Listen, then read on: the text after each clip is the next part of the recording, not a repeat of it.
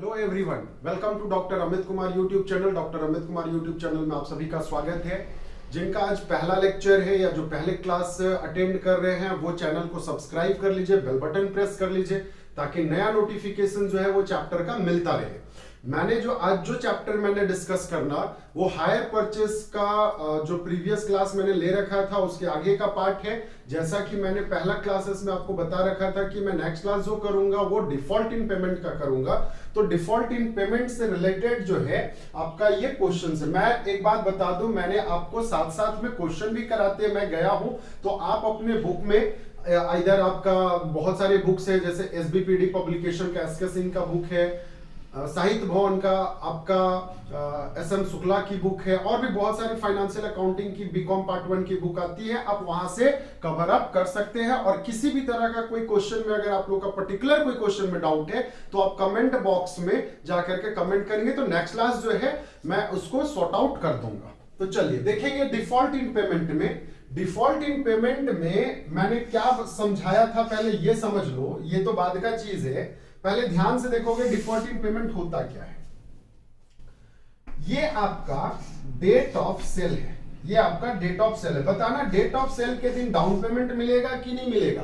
तो हाँ सर मिलेगा, डाउन पेमेंट मिलेगा। डाउन पेमेंट के बाद फर्स्ट इंस्टॉलमेंट की बात हुई, सेकेंड इंस्टॉलमेंट की बात हुई, थर्ड इंस्टॉलमेंट की बात हुई ना, देन इसी तरह फोर्थ इंस्टॉलमेंट की बात हुई, फिफ्थ एंड लास्ट इंस्टॉलमेंट की बात हो गई। ठीक है, तो ये सारे के सारे आपके क्या थे, इंस्टॉलमेंट थे। ये सारे के सारे आपके क्या थे, इंस्टॉलमेंट थे, जो कि आपका जो परचेजर है, जो बायर है, वो वेंडर को प्रोवाइड करता है इंस्टॉलमेंट का पैसा। अच्छा, एज पर एग्रीमेंट क्या डिस्कशन क्या हुआ था कि भैया ऐसा है जो भी इंस्टॉलमेंट का जो पैसा है ना वो आप हर एक साल के एंड में, एंड ऑफ द ईयर में जो है आप इंस्टॉलमेंट का पैसा पेमेंट करते चले जाना। तो वही चीज है यहाँ पे, इंस्टॉलमेंट का जो पैसा है वो पेमेंट आउट करते जा रहा है। चलिए हुआ क्या, मान लेता हूं, दो एग्जांपल लेता हूं मैं। ये एक बंदा राम था जो कि परचेजर था। कौन था बताना, हायर बायर। ये परचेजर था। इसने क्या किया, डाउन पेमेंट सर दे दिया, फर्स्ट इंस्टॉलमेंट भी दे दिया, सेकेंड इंस्टॉलमेंट भी दे दिया।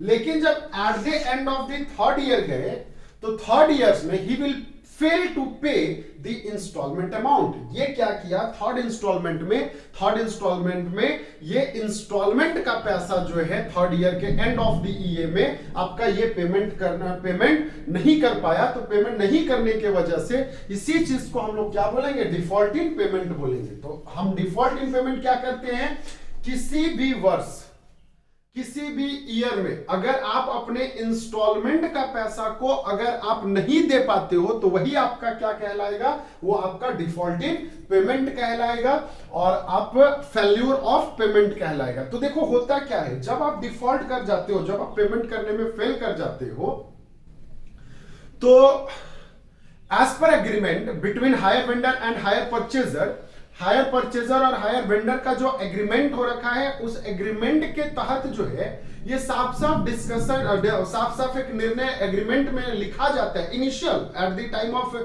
Before the delivery of the goods, जो एग्रीमेंट आपको परचेजिंग या सेलिंग के टाइम जो हो जाते हैं उसी एग्रीमेंट में लिखा रहेगा कि यदि आप किसी भी इंस्टॉलमेंट का पेमेंट नहीं कर पाते हैं तो मैं आपके एसेट्स को, जो मैंने आपको बेच रखा है, उसको मैं जब्त कर लूंगा। मतलब जब्त कर लूंगा मतलब क्या, पोजेशन मैं वापस ले लूंगा। Repossession of assets, repossession of assets मतलब क्या हो गया कि हमने जो एसेट्स आपको बेचा था वो एसेट्स हम वापस ले लेंगे।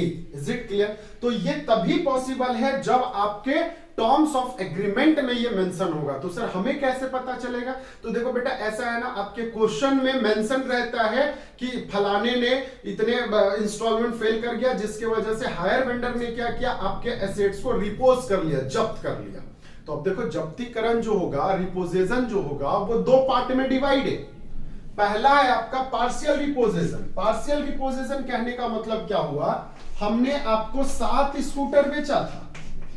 कितना स्कूटर बेचा था, 7 स्कूटर। किसको बेचा था, तो राम को बेचा था।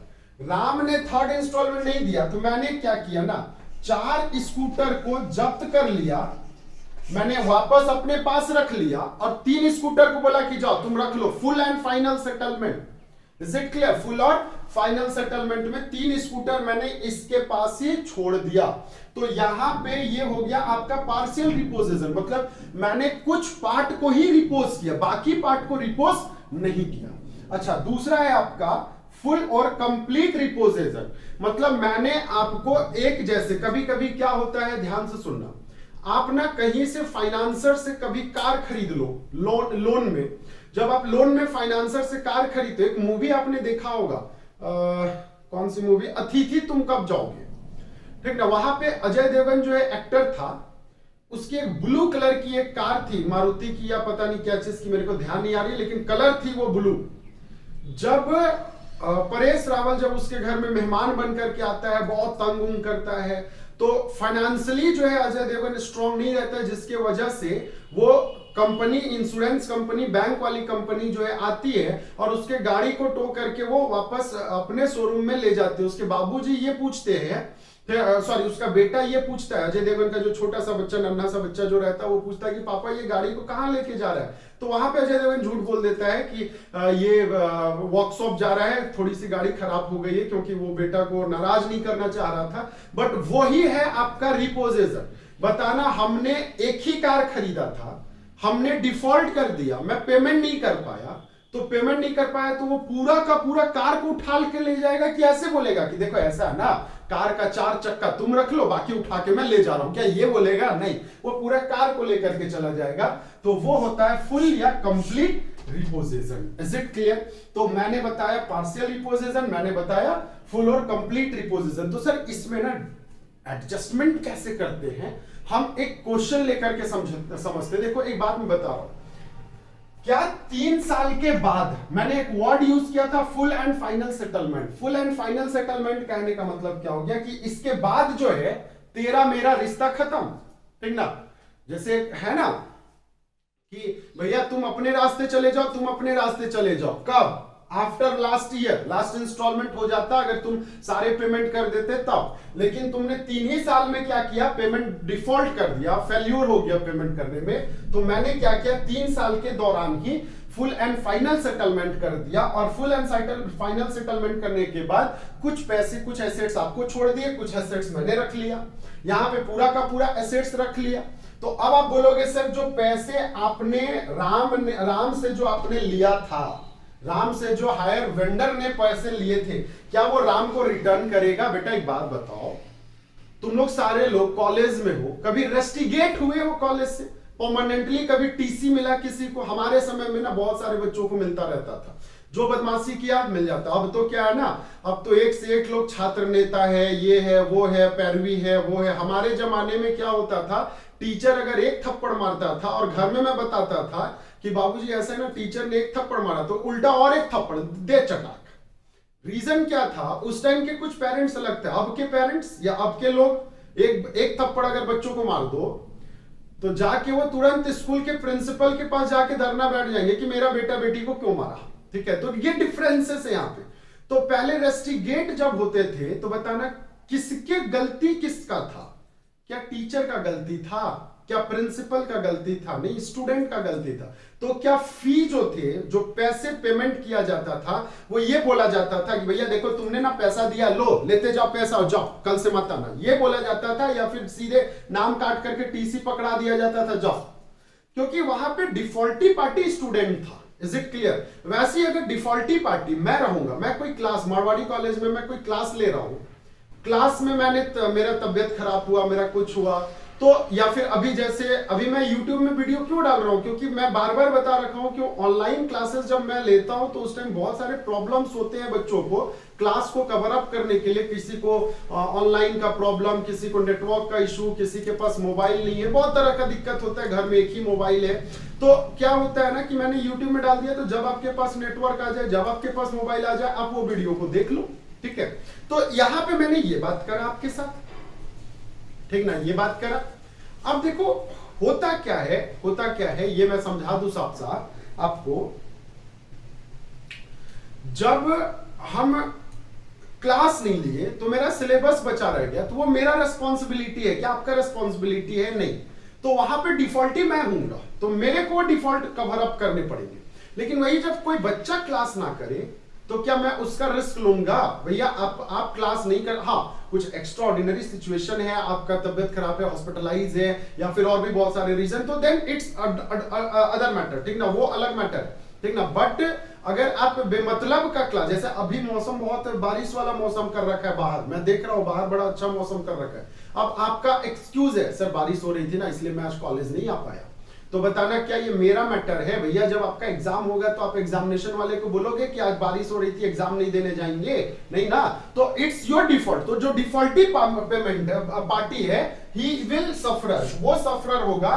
तो यहाँ पे जो राम ने जो पैसा दिया है वो हम इसको वापस नहीं करने वाले हैं, बात समझ में आ रही? राम ने जो पैसा दिया है वो वापस नहीं करने वाले, इसको सेटलमेंट करने वाले। तो कैसे सेटलमेंट करते हैं वो चलिए देखेंगे, इसको नोट डाउन करेंगे आप लोग।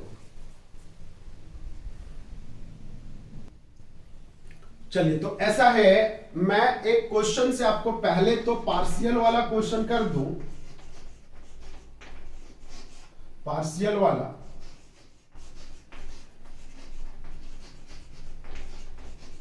Partial reposition. तो पार्शियल रिपोजिशन में मैंने क्या क्वेश्चन करा वो समझ लो पहले, वन बाय वन करके। मैं ऐसा करता हूं ना, एक क्वेश्चन आप लोग को स्क्रीन में दिखा देता हूं ताकि आपको इजी समझ में आ जाए कैसे बनता है। चलो देखो, आपके ये स्क्रीन में क्वेश्चन नंबर 23 ये आपको दिख रहा होगा, question number 23। I am not sure, मैं देखता हूं एक बार थोड़ा सा। क्वेश्चन नंबर 23,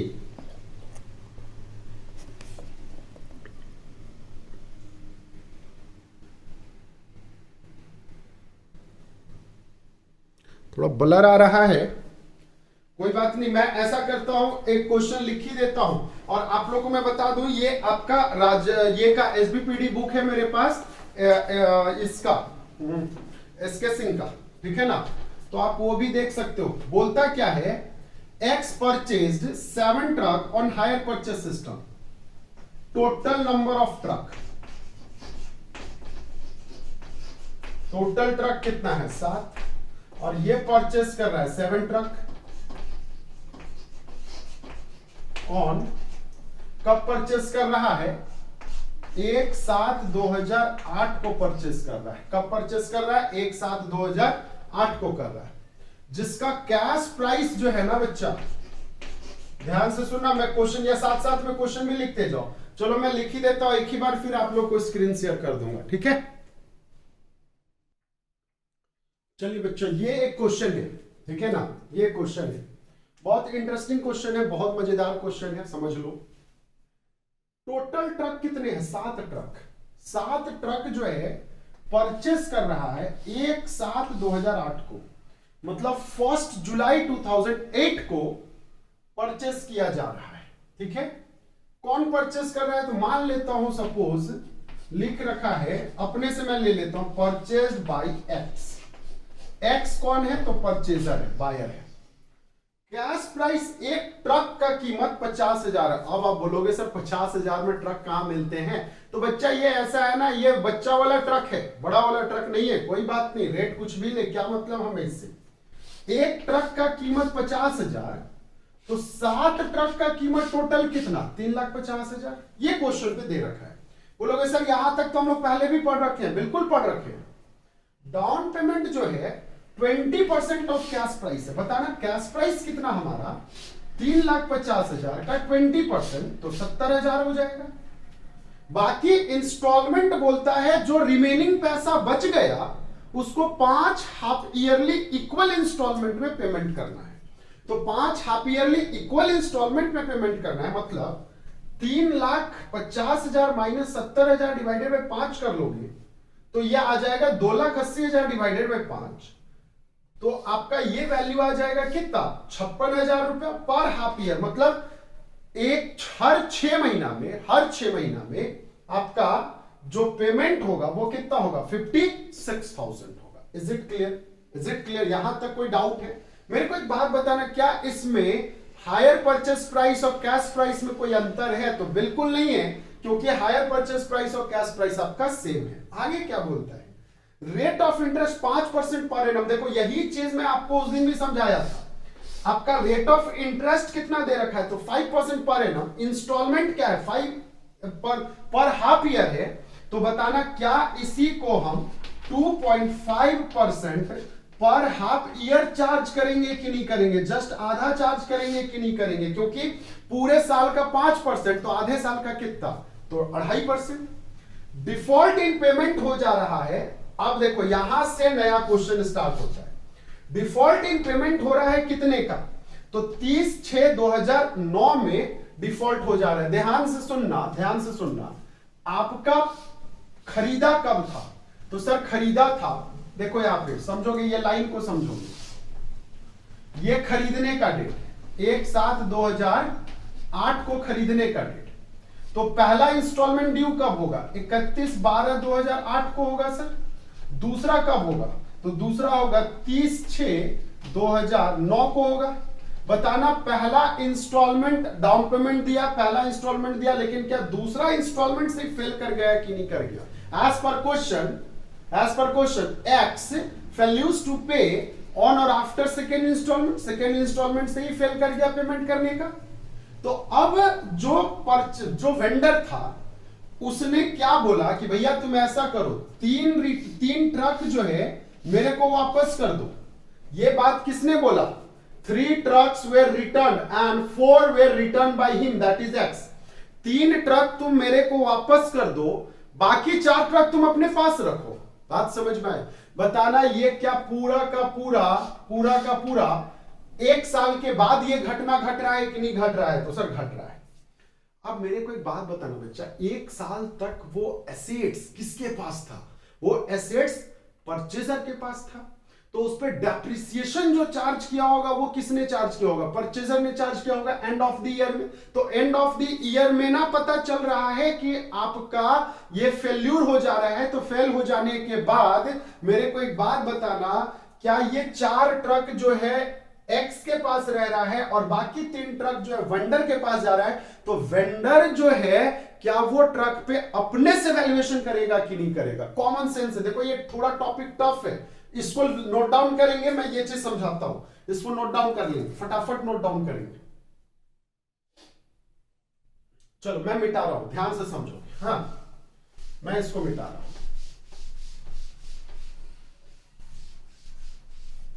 मेरे को एक बात बता दो, मेरे को एक बात बता, चीजों को समझोगे। ये था वेंडर, ये कौन था बताना, वेंडर। देखो कोई बात नहीं, एक आध क्लास अगर ज्यादा हो जाए तो कोई बात नहीं, समझ में आनी चाहिए पूरा, बस। ये था एक्स परचेजर, ये कौन है बच्चा, परचेजर है, और ये कौन है, तो वेंडर। देखो यहां पे 1/7/2008 को एसेट्स परचेज हुआ। इसका पहला इंस्टॉलमेंट जो रेज होगा वो 31/12, क्योंकि 6 महीना पे है तो 2008 पे होगा। दूसरा इंस्टॉलमेंट जो है 30/6/2009 पे होगा। मेरे को एक बात बताओ, क्या इसी दिन जो है हम फेल कर जा रहे हैं कि नहीं, फेल टू पे, पेमेंट करने में क्या कर जा रहे हैं, फेल कर जा रहे हैं। तो मेरे को एक बात बता देना, क्या यहां से लेके यहां तक पूरे 1 साल तक आपके पास टोटल 7 ट्रक जो रहा, जो 7 ट्रक जो रहा वो किसके पोजेशन में रहा, किसके पास रहा वो ट्रक, ये ट्रक रहा पोजेशन ऑफ एक्स। एक्स के पास रहा कि नहीं रहा, तो सर एक्स के पास रहा। एक्स ने अपने हिसाब से एसेट्स पे वैल्यूएशन किया होगा और इसने चार्ज किया depreciation at the rate of 20% per annum. कितना डेप्रिसिएशन चार्ज किया, 20% पर एनम चार्ज किया, as per instructions given in your question, 20% per annum charge किया। लेकिन अब क्या हुआ, हायर वेंडर ने यहां पे, ध्यान से समझो, यहां पे 2 काम किया। बोला 3 ट्रक जो है तुम हमें दे दो और बाकी 4 ट्रक जो है तुम अपने पास रखो। ये बात किया। तो बताना 3 ट्रक का वैल्यूएशन वेंडर अपने हिसाब से करेगा, लेकिन कब करेगा? इस दिन को करेगा, लास्ट डे ऑफ द 30/6/2009 को करेगा। यहां तक तो ऑलरेडी एक्स ने वैल्यूएशन कर रखा था। तो वेंडर ने क्या बोला कि भैया ऐसा है ना, तूने कम वैल्यूएशन किया था, एसेट्स का जो डेप्रिसिएशन चार्ज होना है वो 25% होना है, मैं 20% को नहीं मानूंगा, क्योंकि एसेट्स तूने ज्यादा यूज किया है और डेप्रिसिएशन कम दिखा रहे हो, तो एसेट्स का वैल्यू ज्यादा है, मैं उतना वैल्यू को कंसीडर नहीं करूंगा। तो मेरे को एक बात बताना, बुक्स तो बन चुका है ना, 1 साल का जो अकाउंट्स है वो तो बन चुका है, उसमें तो कोई झंझट ही नहीं है। तो एंड ऑफ द ईयर में सिर्फ और सिर्फ एडजस्टमेंट होना है, और वो एडजस्टमेंट कितने ट्रक पे? 3 ट्रक पे, क्योंकि 4 ट्रक जो है वो तो एक्स के पास ही रह रहा है ना। तो क्या इस पे भी आपका 25% डेप्रिसिएशन चार्ज होगा? नहीं, जितना एसेट्स को हम रिपोज कर रहे हैं, डेप्रिसिएशन बस उसी पे 25% चार्ज होगा। तो रिपोज हम कितना को कर रहे हैं? 3 ट्रक को कर रहे हैं, तो 3 ट्रक पे ही आपका ये डेप्रिसिएशन चार्ज होगा। यही लाइन आपका यहां पे बोलता है। Is it clear? अब समझ में आ गया? तो सबसे पहले ना बच्चा यहां पे 2 टेबल बनेगा। पहला तो एनालिसिस टेबल ऑफ इंटरेस्ट बनेगा, और दूसरा बनेगा analysis table of depreciation. Is it clear? तो पहला क्या बनेगा? एनालिसिस टेबल ऑफ डेप्रिसिएशन, दूसरा क्या बनेगा? Analysis table of interest. चलिए इसको नोट डाउन करेंगे। मैं पहला जो है डेप्रिसिएशन ही बना के बताऊंगा आपको। चलिए, तो उम्मीद करता हूं कि आपने नोट डाउन कर लिया होगा। मैं डेप्रिसिएशन कैसे बनाता हूं वो देखिए, क्योंकि मैंने आपको पहले भी बोला था कि डेप्रिसिएशन जो है वो आपका हर 12 मंथ का ही बनेगा, ऐसा नहीं कि हाफ ईयरली बनेगा। या फिर आप पहले ऐसा कर लो, आप इंटरेस्ट वाला ही टेबल बना लो, एनालिसिस टेबल फॉर इंटरेस्ट। नहीं, लेकिन दिक्कत हो जाएगा फिर। चलो, analysis table for depreciation. Depreciation का ही झमेला है इसमें। तो देखो बच्चा, डेप्रिसिएशन के लिए ना अलग अलग हम यहां पे 3 कॉलम बना लेंगे। सर 3 कॉलम क्यों आप बना रहे हो वो भी मैं बता दूं। आपका यहां पे पहला कॉलम टोटल 7 ट्रक का, क्योंकि 1 साल तक 7 ट्रक पे डेप्रिसिएशन जो चार्ज होगा वो 20% चार्ज होगा, 20% पर एनम। दूसरा है रिपोज्ड 3 ट्रक, जो 3 ट्रक जो रिपोज कर रहा है उस पे डेप्रिसिएशन 25% पर एनम चार्ज होगा। और लास्ट है आपका retained 4 truck at the rate of 20% per annum. Reposed 4 truck at the rate of 20% per annum. तो देखो, मैंने 3 अलग अलग कॉलम बना लिया है। ये आपका बुक्स में दिखाया जाएगा, ये वाला जो वैल्यू है ये लास्ट में दिखाया जाएगा। तो सर कैसे दिखाते हैं वो, चलिए पहले डेप्रिसिएशन हम लोग इसमें कैलकुलेट करेंगे, है ना। चलिए, तो हमारा यहाँ पे कॉस्ट प्राइस जो है वो 3,50,000 है, तो कॉस्ट प्राइस पे लेस कर देंगे हम डेप्रिसिएशन। बताना depreciation at the rate of कितना परसेंट? तो सर 20% है।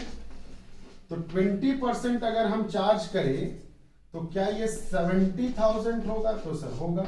अगर 70,000 हुआ तो ये आ जाएगा कितना? 2,80,000। क्या ये सीडी बचेगा? नहीं, ये सीडी नहीं बचना, इसका हम सीडी में यूज नहीं करेंगे। अब यहां पे आ जाओ, यहां पे आ जाओ। सर हम यहां पे क्या काम करेंगे? हमने यहां पे ध्यान से सुनना, लेस करेंगे डेप्रिसिएशन। डेप्रिसिएशन जो चार्ज किया जाएगा क्या वो eight the rate of 25% charge किया जाएगा? तो बिल्कुल। 25% किसका? तो 15,000 का। तो 15,000 का 25% ले लो, 1,50,000 का अगर हम 25 ले लेते हैं तो आ जाएगा 20 का 30,000 और 10 का 15 और 7.5, तो 37,500। और 37,000 तो 1,12,500 जो है, यही वैल्यू आपका रिपोज्ड वैल्यू कहलाया। ये वैल्यू आपका क्या कहलाया, ध्यान से सुनना, ये वैल्यू आपका रिपोज्ड वैल्यू कहलाया। ये सब चीज को याद रखेंगे, रिपोज्ड वैल्यू। तो रिपोज्ड वैल्यू हमारा कितना है, 1,12,500 है। रिपोज्ड वैल्यू कितना है, 1,12,500। यहां पे आ जाओ, आपका डेप्रिसिएशन जो चार्ज करेंगे हम, वो eight the rate of 20% again फिर से चार्ज करेंगे, और ये आपका 40,000 हो जाएगा। तो जैसे 40,000 होगा, क्या ये वैल्यू लेस करके आपका 1,60,000, और ये आपका मिस्टर एक्स के पास रह रहा है, तो क्या ये आपका बैलेंस सीडी कहलाएगा कि नहीं कहलाएगा? तो हाँ सर कहलाएगा। ये क्या कहलाएगा, बैलेंस सीडी। तो यही दोनों का हमको वैल्यूएशन दिखाना है। यहां तक किसी को किसी भी तरह का कोई डाउट है तो बताना। चलिए, तो हमें नहीं लगता है डाउट है, इसको नोट डाउन करेंगे। मैं यहां पे एसेट्स का लेजर ही आपके साथ पहले डिस्कस करता हूं। चलिए, मैं इसको मिटा दूं तो बिल्कुल ये एनालिसिस टेबल बन गया डेप्रिसिएशन का, ठीक है ना। अब हम यहां पे एनालिसिस टेबल जो है वो बनाएंगे इंटरेस्ट का। एनालिसिस टेबल फॉर इंटरेस्ट, क्या चीज का, तो इंटरेस्ट का। तो इंटरेस्ट क्योंकि हमारा 2 ही साल में कहानी खत्म है, ये आपका फर्स्ट ईयर की बातें हुई और ये सेकेंड ईयर की बातें हुई, तो आगे हमको बनाने की कोई आवश्यकता नहीं है। तो हम यहां पे बताना कैश प्राइस सीपी, क्या सीपी 3,50,000 लेंगे? तो हाँ सर लेंगे। इसमें क्या लेस कर देंगे डाउन पेमेंट? तो बिल्कुल लेस कर देंगे डाउन पेमेंट, जो कि 70,000 है। तो ये टोटल हमारा 2,80,000 हो गया। अब इसमें ऐड कर लेंगे हम क्या चीज, इंटरेस्ट। तो बेटा इंटरेस्ट बताना हमारा एट द रेट ऑफ क्या 5% जाएगा? नहीं, 2.5% जाएगा। कितना जाएगा? 2.5% जाएगा। यहां तक कोई डाउट है तो इसका 14 आधा 10 का 28 का आधा 14 7,000 हो जाएगा आपका। आप देख लेना एक बार, 2,87,000। तो जैसे 2,87,000 आया, इसमें लेस कर देंगे क्या चीज, इंस्टॉलमेंट। लेस क्या कर देंगे बताना, इंस्टॉलमेंट। इंस्टॉलमेंट हमारा 56,000 है और प्लस 7,000 इंटरेस्ट का पैसा, तो टोटल आ जाएगा 63,000 ना, 63,000। तो 63,000 लेस कर देंगे तो ये आ जाएगा 2,24,000। 2,24,000 आपका क्या कहलाया, बैलेंस सीडी कहलाया। क्या कहलाया? 2,24,000 जो है आपका बैलेंस सीडी कहलाया। यहां तक कोई डाउट? अब यही पैसा जो है यहां पे आगे नेक्स्ट ईयर जो है बैलेंस बीडी कहलाएगा 2,24,000, क्योंकि जो सीडी होता है वही आपका नेक्स्ट जो है वो क्या होता है, तो नेक्स्ट आपका बीडी होता है। अब इसमें लेस कर दोगे, ऐड कर दोगे इंटरेस्ट। अगेन इंटरेस्ट कितना, तो eight the rate of 5% per annum. तो 5% पर एनम, सॉरी 5% नहीं, 2.5% पर हाफ ईयर है ना, पर एनम नहीं है ये, पर हाफ ईयर है, क्योंकि हाफ ईयरली कैलकुलेशन हो रहा है। तो बताना ये आ जाएगा 2 का आधा 11 2 का आधा 5600 5600।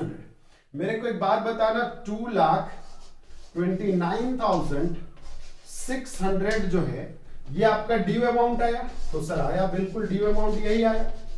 मेरे को एक बात बताना, क्या ये ड्यू अमाउंट पे 2,29,600 के बाद क्या हम आगे पेमेंट कर पा रहे हैं? नहीं। तो यहां पे हम लिख देंगे बड़े बड़े अक्षरों में डिफॉल्ट इन पेमेंट। हमने क्या पेमेंट कर पाया? तो नहीं सर। तो क्या इसके आगे का लेजर बनेगा? नहीं।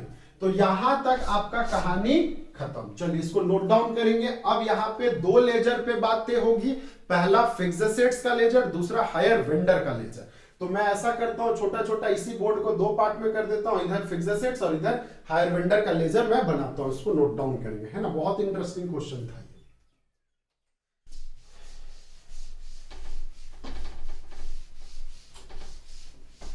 थोड़ा सा इस क्वेश्चन के लिए बोर्ड छोटा पड़ जाता है, कोई बात नहीं, मैं एडजस्ट कर लेता हूं इसी में।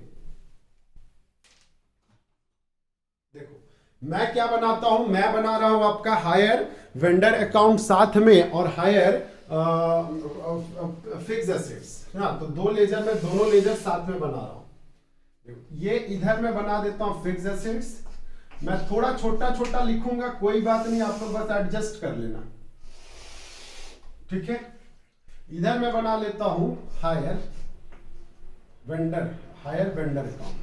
क्यों? क्योंकि मैं परचेजर के बुक में बात कर रहा हूं, तो परचेजर के बुक में हायर वेंडर ही बनेगा। चलो, मैं डेट पर्टिकुलर वगैरह सब कुछ नहीं लिख रहा हूं, क्योंकि ये सब आप लोग को आता है। सबसे पहले हायर वेंडर का या फिर फिक्स एसेट्स का लेजर में आ जाओ। टू यहां पे आप क्या लिखेंगे, टू हायर वेंडर। कितना लिखेंगे? तो बच्चा आपको मिला था कितना, 3,50,000, 3,50,000 लिख दिया। इसी साल आपको डेप्रिसिएशन हो रखा है, डेप्रिसिएशन लिखेंगे। कितना लिखेंगे डेप्रिसिएशन? 70,000।